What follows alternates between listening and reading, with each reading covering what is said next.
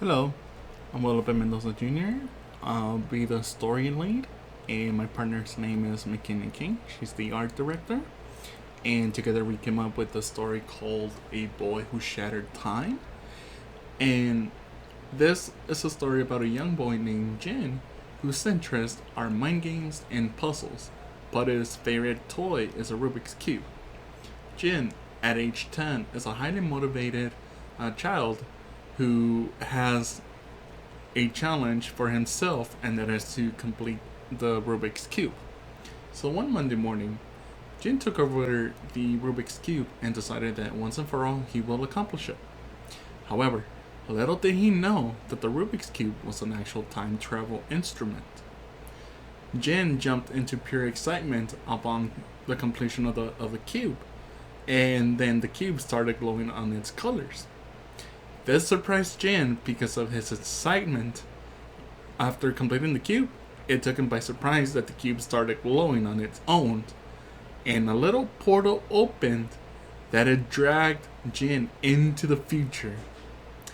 It dragged Jin into the future of 100 years, from his timeline of 2021 to 3021.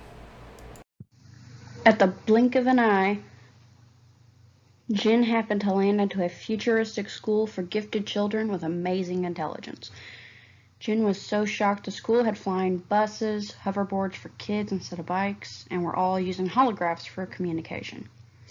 Jin was so amazed and wowed, thank God he had his Rubik's Cube with him in his pocket. But the astonishment of the future left him speechless. The year read 3021. Jin traveled exactly 100 years into the future. Jin decided to go sightseeing a little bit and continue to explore until a staff member from the school picked him up and sent him to the principal's office. Jin was panicking because he knew he was in trouble, but his mind sensed danger and decided to rebuild the Rubik's Cube and go back home before he got into even more serious trouble. Luckily, the principal of the school was busy in the teacher-parent conference. Jin took the opportunity and rapidly started solving the case of the cube. As soon as the door opens and the parents leave, before the principal even showed his face, Jin amazingly finished the cube right on time and was sent back to his timeline of 2021.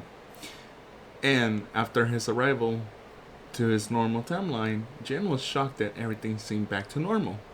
Jin learned the importance of something new that day, and that was time travel.